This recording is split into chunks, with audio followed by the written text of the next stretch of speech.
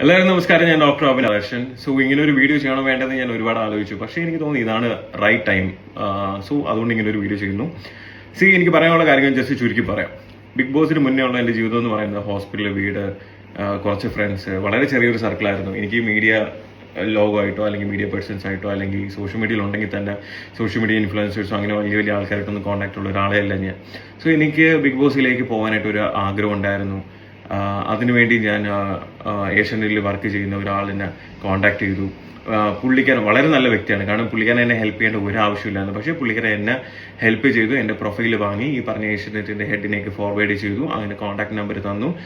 ഞാൻ ആ ഒരു വ്യക്തിനെ ഹെഡിനെ കോൺടാക്ട് ചെയ്തു. സാർ, എൻ്റെ പേര് ഡോക്ടർ അഭിൻ ദർശൻ, ഇന്നതൊക്കെയാണ് എൻ്റെ കാര്യങ്ങൾ. അപ്പോൾ പറഞ്ഞു ഓഡിഷൻ വിളിക്കാം.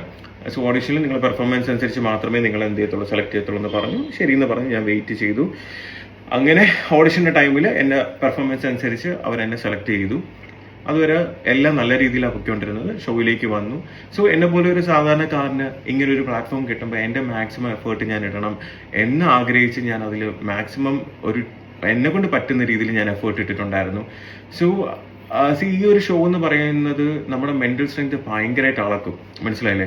അത് മാത്രമല്ല, അതിനകത്ത് അത്രയും മെന്റൽ സ്ട്രെങ്ത് ഉള്ള ആൾക്കാർക്ക് മാത്രമേ അതിൻ്റെ അകത്ത് സർവൈവ് ചെയ്ത് പോകാൻ പറ്റൂ. അതിനകത്തുള്ള ഓരോരുത്തർക്കും അതിൽ ഹാറ്റ്സ് ഓഫ്. കാരണം അത്രയും സ്ട്രഗിൾ ചെയ്ത് അത്രയും മെന്റൽ പ്രഷർ എല്ലാം താങ്ങി എത്രയും ക്യാമറേസിന്റെ ഇടയിൽ ഇരുന്നിട്ട് കാര്യങ്ങളെല്ലാം ചെയ്യാന്ന് പറഞ്ഞാൽ നമ്മൾ ഈച്ച് ആൻഡ് എവരി കാര്യങ്ങൾ അവർ നോക്കിയാണ്. മനസ്സിലായില്ലേ? സോ ആ ഒരു രീതിയിൽ അതിൻ്റെ അകത്ത് സർവൈവ് ചെയ്ത് വരിക എന്ന് പറഞ്ഞാൽ അത്രയും പാടുള്ള കാര്യത്തിലേക്ക് എന്താ പറയുക, അതിൻ്റെ അകത്ത് വിന്നേഴ്സ് ആയവരും അതിൻ്റെ അകത്ത് പാർട്ടിസിപ്പേറ്റ് ചെയ്ത് ഒരാഴ്ച നിന്നവരാണെങ്കിലും നിങ്ങളെല്ലാവരും ഗ്രേറ്റ് ആണ്. കാരണം എന്ന് വെച്ചാൽ എനിക്ക് അതിൻ്റെ ബുദ്ധിമുട്ട് അല്ലെങ്കിൽ അതിൻ്റെ ആ ഒരു മാനസികാവസ്ഥ എന്താണെന്ന് എനിക്കറിയാം. സോ ആ ഒരു ഷോവിൻ്റെ അകത്ത് ഇനി നിങ്ങൾ പലരും കണ്ടിട്ടുള്ളതായിരിക്കും. ഞാൻ സീസൺ 4 അകത്ത് ഓൾമോസ്റ്റ് ഭയങ്കരമായിട്ട് മെന്റൽ എന്താ പറയുക മെന്റൽ സ്ട്രെങ്ത് എൻ്റെത് അളന്നിട്ടുണ്ട്. സോ 65 ദിവസം കഴിഞ്ഞ് അങ്ങനെ ഒരു ഇൻസിഡന്റ് എല്ലാം കഴിഞ്ഞതിന് ശേഷം ആ ഒരു സീക്രട്ട് റൂമിൻ്റെ അകത്ത് 5 ദിവസം ഇരിക്കുന്ന സമയത്ത് സത്യം പറയാമല്ലോ, ഒരു പേപ്പർ വന്നിട്ടുണ്ട്, അതിൻ്റെ ടേംസ് റൂൾസ് വന്നിട്ട്. സോ അതിനകത്ത് നമുക്കൊരു സിബ് ഇടുന്ന സൗണ്ട് പോലും വരാൻ പാടില്ല. സോ സൗണ്ട് ഒന്നും ഇല്ലാതെ ഒരു 4-5 ദിവസം ഒരു റൂമിൻ്റെ അകത്ത് ഒറ്റയ്ക്ക് ഇങ്ങനെ നിൽക്കാന്ന് പറഞ്ഞു കഴിഞ്ഞാൽ അത് 3ാമത്തെ ദിവസമൊക്കെ ആയപ്പോൾ എൻ്റെ മെന്റലി ഞാൻ ഭയങ്കരമായിട്ട് ഇങ്ങനെ ഡിസ്റ്റർബ്ഡ് ആയി. പക്ഷേ എൻ്റെ ആ മെന്റൽ സ്ട്രെങ്ത് ഉള്ളത് കൊണ്ട് മാത്രമാണ് ഞാനത് പിടിച്ചു നിന്നത്. ബിഗ് ബോസ് എൻ്റെ അടുത്ത് ചോദിക്കും, കാരണം ഇവർക്ക് അറിയാം എന്നെ മെന്റലി എങ്ങനെയെങ്കിലും ഡൗൺ ആക്കണമെന്നുള്ളത്. പക്ഷേ ഞാൻ ബിഗ് ബോസിൻ്റെ അടുത്ത് പറഞ്ഞു, നിങ്ങൾ എത്രയൊക്കെ ട്രൈ ചെയ്താലും 100 ദിവസം എന്നെ ഇതിൻ്റെ അകത്ത് പിടിച്ചിട്ടാലും ഞാൻ എൻ്റെ അടുത്ത് ഇരിക്കും. കാരണം ഞാൻ ഇതിൻ്റെ വിന്നറായിട്ട് തിരിച്ചു പോകുമെന്ന് പറഞ്ഞു. സോ അങ്ങനെ എനിക്ക് തോന്നുന്നു പലർക്കും അറിയാം അതിൻ്റെ ഞാൻ തിരിച്ചു കയറുന്നതായിട്ട് പ്രോമോയും കാര്യങ്ങളൊക്കെ ഇട്ടിട്ട് ജസ്റ്റ് എന്നെ കൊണ്ടുവന്നിട്ട് പുറത്താക്കിയ ചെയ്തത്.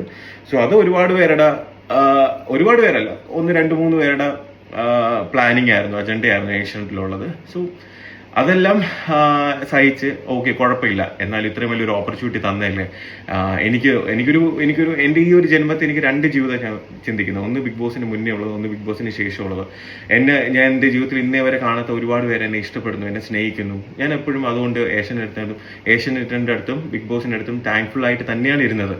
പക്ഷേ നമുക്ക് ഈ ഫിനാലെ കഴിഞ്ഞിട്ട് 1 വർഷം വരെ നമുക്കിതിൻ്റെ കോൺട്രാക്റ്റ് ഉണ്ട്. ആ കോൺട്രാക്ട് പീരീഡ് എന്ന് പറഞ്ഞാൽ അവർ പറയുന്ന പല കാര്യങ്ങളും നമ്മൾ ചെയ്യേണ്ടി വരും. നമുക്ക് ഇഷ്ടമല്ലെങ്കിൽ കൂടി ചെയ്യേണ്ടി വരും. പിന്നെ ആ ഒരു കൺട്രോൾ പോലെ നമ്മൾ ഒരുപാട് കാര്യങ്ങൾ അവർ ചെയ്യിപ്പിക്കും. മനസ്സിലായില്ലേ? സോ എല്ലാവരും ഇല്ല. ഏഷ്യാനിൽ വളരെ നല്ലവരായിട്ടുള്ള ഒരുപാട് വ്യക്തികളുണ്ട്. പക്ഷെ ഞാൻ ഈ പറയുന്ന കുറച്ച് 1-2 ആൾക്കാരുടെ കാര്യങ്ങൾ മാത്രമാണ്. സോ ഇങ്ങനെയുള്ള ആൾക്കാർ സത്യം പറഞ്ഞാൽ എനിക്ക് ഇഷ്ടമല്ലെങ്കിൽ കൂടി പല കാര്യങ്ങളും ചെയ്യേണ്ടി വരുന്നുണ്ട്. അപ്പോൾ അതൊക്കെ വന്നപ്പം ഞാൻ ചില കാര്യങ്ങൾ പറ്റത്തില്ല എന്ന് തന്നെ മുഖത്ത് നോക്കി പറഞ്ഞു, എനിക്ക് പറ്റത്തില്ല സാർ, ഇല്ല സാർ, സോറി സാർ എന്ന് പറയുമ്പോൾ അവർക്ക് ആ സമയം തൊട്ടേ ഓക്കെ, നമ്മൾ വളർത്തുന്ന ഒരാളിനെ നമ്മൾ പറയുന്ന കണക്ക് ചെയ്യാൻ പറ്റുന്നില്ലെങ്കിൽ നീ അങ്ങനെ വളരണ്ട എന്നുള്ളൊരു ആറ്റിറ്റ്യൂഡായി. സോ അതിനുശേഷം തൊട്ട് ഞാൻ എന്ത് ചെയ്താലും നിനക്ക് എഗൻസ്റ്റ് വക്കീൽ നോട്ടീസ് വീട്ടിൽ വിടും. പിന്നെ എന്ത് കാര്യം ഞാൻ ചെയ്യാൻ പോയാലും അതിന് എഗൻസ്റ്റ് ആയിട്ട് ചെയ്യുക. എനിക്ക് വന്ന ഫിലിം ഓഫേഴ്സ് ആണെങ്കിലും എല്ലാം പല രീതിയിൽ അവർ മുടക്കിയിട്ടുണ്ട്. ഇനി ഞാൻ എന്ത് ചെയ്താലും, ഞാൻ എന്തൊക്കെ ഈവൻ ഒരു ഇനോഗ്രേഷൻസ് പോലും പലതും പല ആൾക്കാരെ കൊണ്ട് വിളിപ്പിച്ചിട്ട് അവിടെ പ്രശ്നം ഉണ്ടാക്കുമെന്ന് പറഞ്ഞിട്ടുണ്ട്. പല രീതിയിൽ ഞാൻ എന്തൊക്കെ ഈവൻ എനിക്ക് ഗോൾഡൻ വിസ പോലും, ദുബൈയിൽ പോലും ഗോൾഡൻ വിസ കിട്ടാവുന്ന സമയത്ത് പോലും പല രീതിയിൽ നിന്ന് ഇവിടെ നിന്ന് പ്രഷർ വന്നിട്ടുണ്ട്. എന്ന് വെച്ചാൽ എൻ്റെ കരിയർ എൻഡ് ചെയ്യുന്ന രീതിയിലുള്ള പല കാര്യങ്ങളും ഇവർ മുന്നേ ചെയ്തിട്ടുണ്ട്. മനസ്സിലായില്ലേ? സോ ഇങ്ങനെയുള്ള ഒരു അവസ്ഥയിൽ ഒരു ഒരു ഒരു സാധാരണ മനുഷ്യൻ എന്നുള്ള രീതിയിൽ ഒരുപാട് ആഗ്രഹങ്ങളുമായിട്ട് ഇങ്ങനെ ഒരു ഷോയിലേക്ക് വരുന്നു. ഇനിയും ലൈഫിൽ ഒരുപാട് മുകളിലേക്ക് പോകണമെന്ന് ആഗ്രഹിക്കുന്നു. പക്ഷേ ഈ പറഞ്ഞ കോർപ്പറേറ്റ് കമ്പനി അല്ലെങ്കിൽ ഈ പറഞ്ഞ ഒന്ന് രണ്ട് പേരുടെ അവരുടെ പേഴ്സണൽ താല്പര്യങ്ങൾ കാരണം എൻ്റെ കരിയർ അല്ലെങ്കിൽ എൻ്റെ ജീവിതം നശിപ്പിക്കണം എന്ന് മാത്രമേ അവർ ചിന്തിച്ചിട്ടുള്ളൂ. എന്നെ പല പ്രാവശ്യം വിളിച്ചിട്ട് പറയും, ഒരു റോബിൻ ഉണ്ടാക്കാൻ അറിയാമെങ്കിൽ 100 റോബിൻ ഉണ്ടാക്കാനും അറിയാം, അത് ഇല്ലാണ്ടാക്കാനും അറിയാം. ഇത് പല പ്രാവശ്യം പറയുന്നത്. ഒരു പ്രാവശ്യം ഇത് കേൾക്കുമ്പോൾ പൊടി ഉണ്ടായിരുന്നു, പൊടി വണ്ടിയിലുണ്ടായിരുന്നപ്പോഴാണ് വിളിക്കുന്നത്. പൊടി ചോദിക്കുന്നത്, എന്താ റോബിൻ ചേട്ടാ ഇത് സിനിമയിലൊക്കെ സാധനം ഇങ്ങനെ കേട്ടിട്ടുള്ളതെന്ന് പറയുന്നുണ്ട്. സോ അങ്ങനെയുള്ള കുറേ കാര്യങ്ങളും പ്രഷറും എനിക്ക് വരുന്ന എന്തൊക്കെ കാര്യങ്ങളുണ്ട് അതിനൊക്കെ തടസ്സം വരുത്തുക.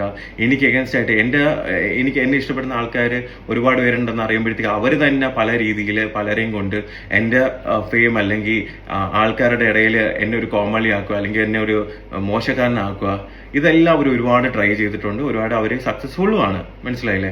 പിന്നെ ഇവരെന്ന് വെച്ച് കഴിഞ്ഞാൽ കോർപ്പറേറ്റ് കമ്പനീസ് ആണ്. ഇവർക്ക് ഒരു kind of social media focus ഉണ്ട്. ഇതിൻ്റെ അകത്ത് പല രീതിയിലുള്ള പേജസ് ഉണ്ട്, പല പല റിവ്യൂ ചെയ്യുന്ന ആൾക്കാരുണ്ട്, പല ട്രോൾ പേജസ് ഉണ്ട്. ഇവരെല്ലാവരും കൂടെ ഒറ്റയടിക്ക് വിചാരിച്ചു കഴിഞ്ഞാൽ ഒരാളിനെ നശിപ്പിക്കാവുന്നതേ ഉള്ളൂ. സിമ്പിളായിട്ട് പറയണ, ഒരാളിനെ അവർക്ക് മാനിപ്പുലേറ്റ് ചെയ്ത് നശിപ്പിക്കാവുന്നതേ ഉള്ളൂ. ഇതിന് അവർക്ക് കുറെ ഫേക്ക് ഐഡീസും കാര്യങ്ങളെല്ലാം വെച്ച് കമന്റ്സും കൂടെ ചെയ്യുമ്പോൾ ഈ കാണുന്ന വ്യക്തികൾ അല്ലെങ്കിൽ മനുഷ്യരെന്ന് പറയുമ്പോൾ ഇത് കാണുമ്പോൾ ഇന്ന ആൾ ഇങ്ങനെയാണ് പല കാര്യങ്ങളും.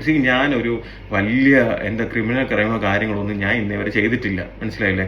ഞാൻ ജസ്റ്റ് എൻ്റെ ആഗ്രഹങ്ങൾ ഇനിയും ഉയരങ്ങളിലേക്ക് പോകണം എന്ന് ആഗ്രഹിച്ച് ഓരോ കാര്യങ്ങൾ ചെയ്യാൻ ശ്രമിക്കുമ്പോൾ ഇങ്ങനെയുള്ള ആൾക്കാരുടെ എന്താ പറയാ ഭയങ്കര വലിയ ഗ്രഡ്ജ് കാരണം എൻ്റെ കരിയറും എൻ്റെ കാര്യങ്ങളും നശിപ്പിക്കാൻ തന്നെയാണ് ഇവർ ശ്രമിച്ചുകൊണ്ടിരിക്കുന്നത്. പിന്നെ പലരും ചോദിച്ചിട്ടുണ്ട്, എന്തുകൊണ്ട് ബിഗ് ബോസ് സീസൺ 5 പോയത്, അത് പോവേണ്ടായിരുന്നല്ലോ എന്ന് ചോദിച്ചിട്ടുണ്ട്.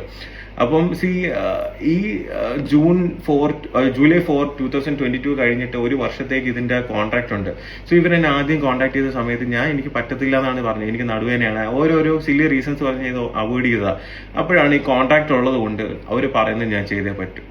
2-3 പ്രാവശ്യം എൻ്റെ അടുത്ത് കൺവിൻസ് ചെയ്യാൻ നോക്കി, പറ്റാത്തതുകൊണ്ട് റോമിന് കോൺട്രാക്ട് ഉണ്ട്, സോ ഇതും കൂടെ വന്ന് പോയേ പറ്റുള്ളൂ എന്ന് പറഞ്ഞു. പക്ഷെ ഇത് കോൺട്രാക്ട് ഉണ്ടല്ലോ, ഈ പീരീഡ് ഒന്ന് കഴിയട്ടെ, എന്തെങ്കിലും ആവട്ടെ എന്ന് വിചാരിച്ചിട്ട് എന്ത് ചെയ്ത് ശരിയെന്ന് പറഞ്ഞിട്ട് പോയ സമയത്ത് അവിടെ ചെല്ലുമ്പോഴാണ് അറിയുന്നത്. കാരണം അതിൻ്റെ അകത്ത് എന്നെ ഇഷ്ടപ്പെടുന്ന ആൾക്കാരും ഉണ്ട്. അവരെൻ്റെ അടുത്ത് പറഞ്ഞു, അതിൻ്റെ ക്രൂവിൽ തന്നെ അവരെൻ്റെ അടുത്ത് പറഞ്ഞു, റോബിനെ ഡീഗ്രേഡ് ചെയ്യാനുള്ള പ്ലാൻസ് ആണ് ഇവർ ചെയ്യുന്നത്. കാരണം റോബിൻ്റെ ആ ജനപിന്തുണ കുറയ്ക്കണം, ഓക്കെ, ഉള്ളതും കൂടെ ഇല്ലാണ്ടാക്കണം എന്നുള്ളത് പറഞ്ഞപ്പോൾ ഞാൻ ആലോചിച്ചു, ദൈവമേ ഇത് സത്യം തന്നെയാണോ എന്ന് എനിക്കൊരു ഡൗട്ട് ഉണ്ടായിരുന്നു. മനസ്സിലായില്ലേ? കാരണം അവർക്ക് എന്ത് കാണിക്കണം, ഞാൻ അന്നും പറയുന്നത് എഡിറ്റഡ് എന്നാണ്, സ്ക്രിപ്റ്റഡ് എന്നല്ല. എഡിറ്റഡ് എന്ന് വെച്ചാൽ എഡിറ്റഡ് ചെയ്യുന്നത് കാണുമ്പോഴത്തേക്ക് ഒരാളിൽ 10ൽ 9 നല്ല കാര്യങ്ങളും ഉണ്ട്, അതിൽ ഒരു മോശകാര്യമാണെങ്കിൽ ആ ഒരു മോശകാര്യം മാത്രം കാണിച്ചു കഴിഞ്ഞാൽ ആ ഒരു വ്യക്തിനെ ആ രീതിയിലായിരിക്കും സമൂഹം ജഡ്ജ് ചെയ്യുന്നത്. മനസ്സിലായില്ല? സോ അത് അവരുടെ റേറ്റിങ്ങിനും അതിനനുസരിച്ചൊക്കെ അവർ മാറ്റിക്കൊണ്ടേയിരിക്കും. സോ അവിടെ ചെന്നപ്പോഴത്തേക്ക് എനിക്ക് മനസ്സിലായി, ഇത്രയും നാൾ ഞാൻ അനുഭവിച്ചിരുന്ന എൻ്റെ ഫ്രസ്ട്രേഷൻ, എൻ്റെ കാര്യങ്ങൾ പല രീതിയിൽ. ഇപ്പോൾ അഖിൽമാരാറിനെ പറഞ്ഞല്ലോ,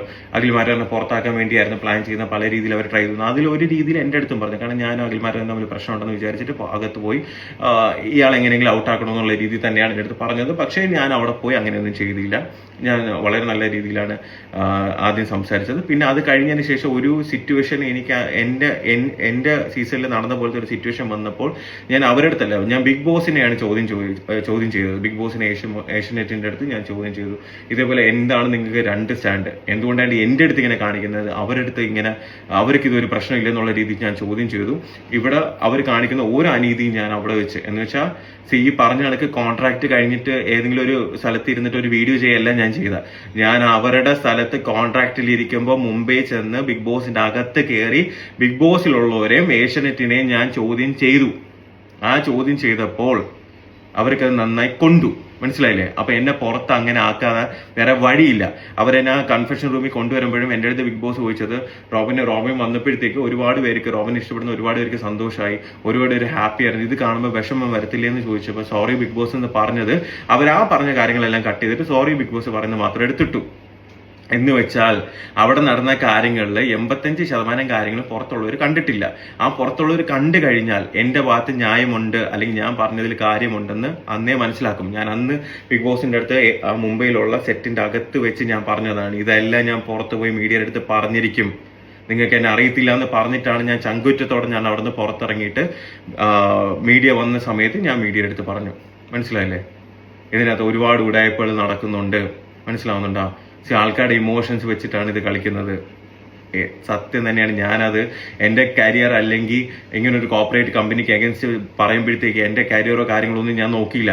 ഞാൻ അന്ന് പറഞ്ഞപ്പോൾ എല്ലാവരും എന്നെ ക്രൂശിച്ചു, എന്നെ ഇൻസൾട്ട് ചെയ്തു, എന്നെ ഹറാസ് ചെയ്തു, എന്നെ ട്രോൾ ചെയ്തു.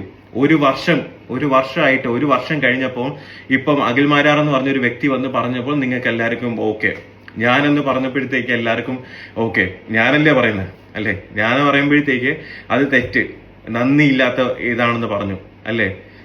നന്ദി ഉണ്ട്, പക്ഷേ എന്നെ ഞാനാക്കിയതും എന്നെ ഇത്ര ഫെയിം തന്ന ബിഗ് ബോസ് തന്നെയാണ്. പക്ഷെ ഇതേപോലത്തെ നാറിത്തരം കാണിക്കുമ്പോഴേ അത് ചൂണ്ടിക്കാണിക്കുക എന്നുള്ള എന്റെ റെസ്പോൺസിബിലിറ്റിയും കൂടെ തന്നെയാണ്. അന്ന് ഞാൻ പറഞ്ഞിരുന്ന കാര്യം ചെയ്തിരുന്നെങ്കിൽ ഇന്ന് പകൽമാരാണ് വന്ന് സിബിയുടെ കാര്യം പറയേണ്ട ആവശ്യം വരത്തില്ലായിരുന്നു. ആണോ?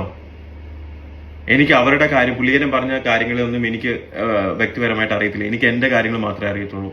എന്റെ ലൈഫിൽ നടന്ന കാര്യങ്ങളും എനിക്ക് ഉണ്ടായ അനുഭവങ്ങളും മാത്രമേ എനിക്ക് പറയാൻ പറ്റത്തുള്ളൂ. മനസ്സിലായില്ലേ? ബിഗ് ബോസ് എന്ന് പറയുന്ന പല സ്ഥലത്തും പല ലാംഗ്വേജസിലും വേൾഡിലും പല സ്ഥലത്തും എല്ലാം നടക്കുന്ന ഒരു സംഭവമാണ്.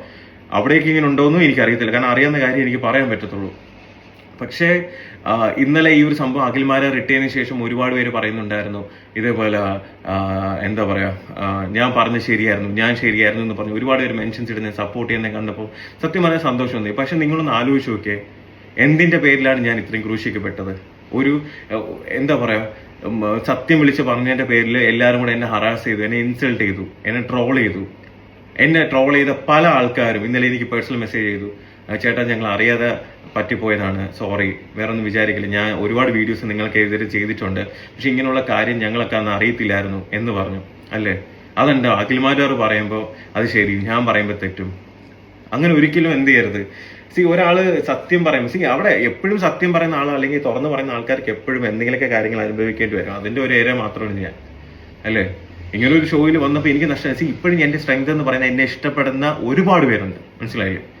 എനിക്കറിയാം, ഞാനത് എക്സ്പീരിയൻസ് ചെയ്യുന്ന ഒരാളാണ്. എൻ്റെ അടുത്ത് പറയുന്ന എൻ്റെ അടുത്ത് ഓരോരുത്തരുടെ വാക്കുകൾ എനിക്ക് എന്തുമാത്രം മോട്ടിവേഷൻ എന്നറിയാം.